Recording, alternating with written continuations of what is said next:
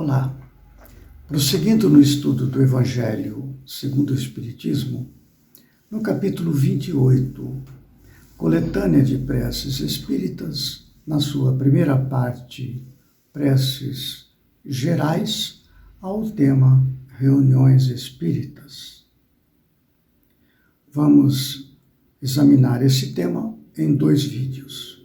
Neste vídeo, trataremos do prefácio. Allan Kardec inicia a sua análise com uma passagem que está em Mateus, capítulo 18, versículo 20. Onde quer que se encontrem 2 ou 3 pessoas reunidas em meu nome, eu com elas estarei.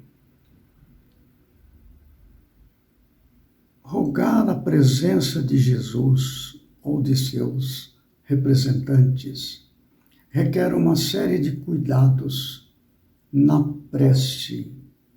Toda reunião espírita inicia-se com uma prece.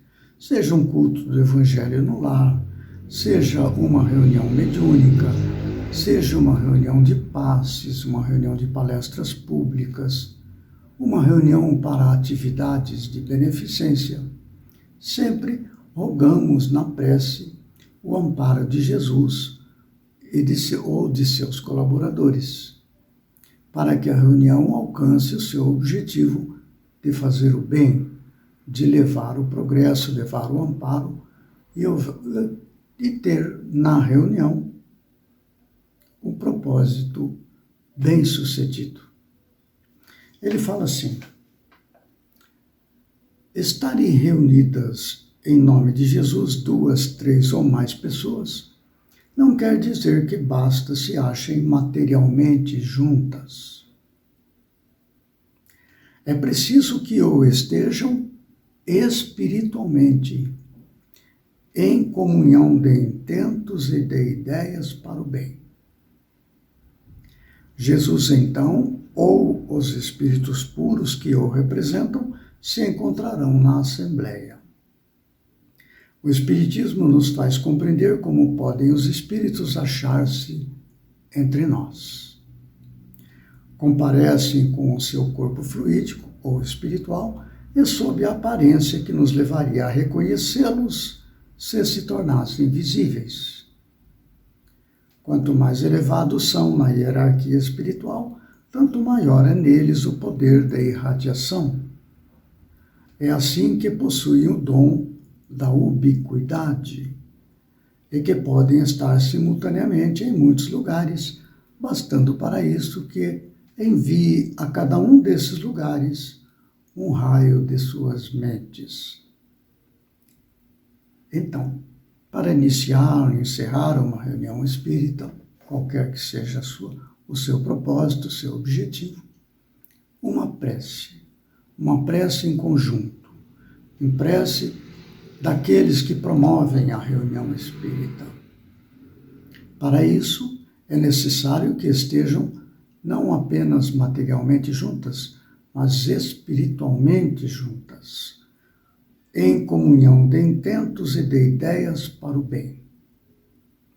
Na atualidade, com o sistema de comunicação fácil como estamos, nem é necessário que estejamos reunidos materialmente juntos, mas espiritualmente, em comunhão de intentos e de ideias para o bem, conforme o caso, como uma palestra pública, uma divulgação através da internet, de uma exposição, de um debate, enfim. Hoje é preciso muito mais do que estarem materialmente juntos, estarem espiritualmente em comunhão de intentos e ideias para o bem.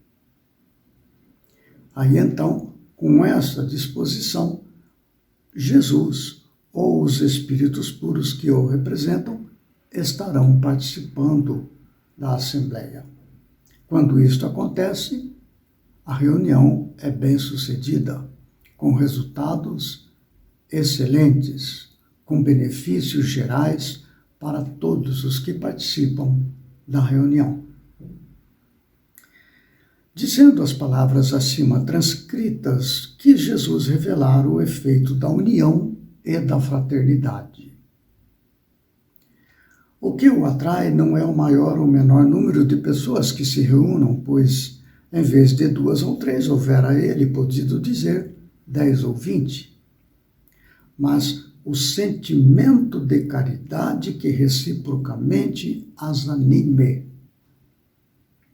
Ora, para isto basta que elas sejam 2. Contudo, se essas 2 pessoas oram cada uma por seu lado, embora dirijam-se ambas a Jesus, não há entre elas comunhão de pensamentos, sobretudo se ali não estão sob o influxo de um sentimento de mútua benevolência. Se olham com prevenção, com ódio, impulso de simpatia, inveja ou ciúme, se olham com prevenção de ódio, inveja ou ciúme, as correntes fluídicas de seus pensamentos, longe de se conjugarem por um comum impulso de simpatia, repelem-se. Neste caso, não estarão reunidas em nome de Jesus, que então não passa de pretexto para a reunião, não tendo esta, a reunião, por verdadeiro motivo.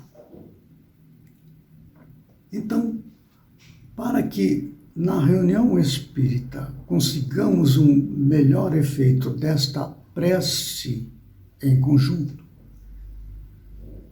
o ideal é que todos os que ali estejam reunidos nesta prece estejam em clima de fraternidade mútua, sentimento de caridade que reciprocamente as anime, não é?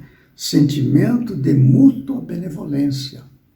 Se um está em prevenção que o outro, já está o pensamento no outro lugar. Não há comunhão de intentos e de ideias para o bem. A pessoa está com seu pensamento em desarmonia. Isso não significa que ele se mostre surdo ao que lhe diga uma única pessoa. E se ele não disse atenderei a todo aquele que me chamar, é que, antes de tudo, exige o amor ao próximo. Desse amor, mais prova podem dar-se quando são muitos. Os que exoram com exclusão de todo sentimento pessoal, e não de um apenas. Então, as pessoas reunidas, não é? Com esta união de propósito, com exclusão de todo sentimento que venha a desarmonizar o conjunto. É daí que as reuniões espíritas terão o bom êxito. Segue-se que, se numa assembleia numerosa somente 2 ou 3 pessoas se unem de coração pelo sentimento de verdadeira caridade, enquanto as outras se isolam e se concentram em pensamentos egoísticos ou mundanos, ele estará com as primeiras e não com as outras. Não é, pois, a simultaneidade das palavras, dos cânticos ou dos atos exteriores que constitui a reunião em nome de Jesus, mas a comunhão de pensamentos, em concordância com o espírito de caridade que ele personifica. Tal o caráter de que devem revestir-se as reuniões espíritas sérias, aquelas em que sinceramente se deseja o concurso dos bons espíritos. Não é uma tarefa fácil, realmente, porque exige de cada componente da reunião espírita a renúncia aos seus anseios pessoais particulares, de animosidade contra esse, contra aquele, de prevenção, não é? Mas sim que venhamos a participar com desprendimento de nossos interesses e paixões pessoais. No exercício desse esforço de comungar com o grupo, independente de questões pessoais, mas com o propósito da reunião, renunciando aos nossos interesses, faz com que nós venhamos a crescer espiritualmente e a reunião tenha o máximo de resultado para o bem. Aí está a orientação de Allan Kardec. Antes que ele venha no próximo vídeo, traremos um exemplo de prece em reuniões espíritas. Até lá, então, que Jesus nos ampare e fortaleça.